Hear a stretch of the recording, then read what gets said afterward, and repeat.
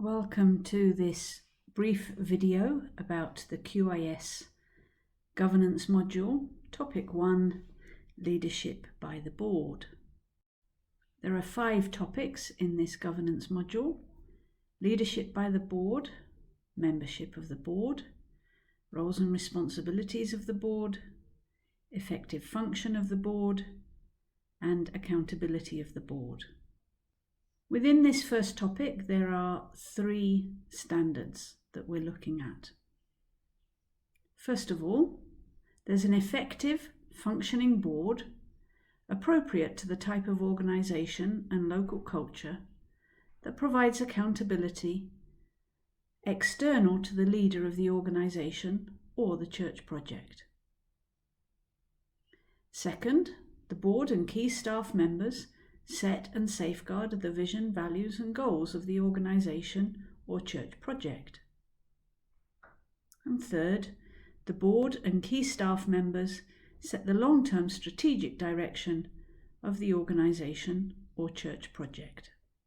Let's look at standard 1 in a little bit more detail.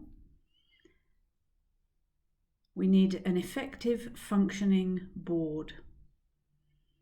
There are 3 ways that you might evidence that.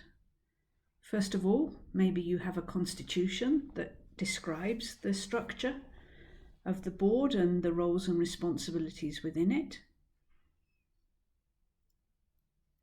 Secondly, maybe you have a register of the board members. Or thirdly, you might be in a church that has another type of governance structure that's already provided by a denominational body. Any which way, it's important that there is this board. We might call it something else. It might be a leadership team, it might be trustees, but it is a group of people who will be the ones who will guide and lead at the high level. They won't be involved in the day-to-day running of the organisation, and they shouldn't be paid in any way so that they remain impartial to any influence. In the webinar, we will discuss 2 questions. What would an effective, functioning board look like? You might ask how many people there would be.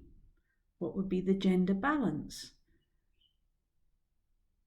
And secondly, how would a board provide accountability to the leader of the organisation? Accountability to or accountability for. So how does that relationship work, where the leader of the organisation is being held responsible by the board and is supported as well by the board to lead the organisation? The second standard: the board and the key staff members set and safeguard the vision, values and goals of the organisation. So there are 3 ways we might evidence that. Maybe there's a written vision and mission of the organisation, and the board have endorsed it, confirmed it, signed it off, whichever way that is done. Secondly, in a church project, maybe the vision and the mission has been agreed by the church leadership body. And thirdly, are there minutes of a board meeting discussing the vision, values and goals? The questions that we'll discuss: how often should the vision, values and goals of the organisation or church be reviewed? And what would be a good process for that review?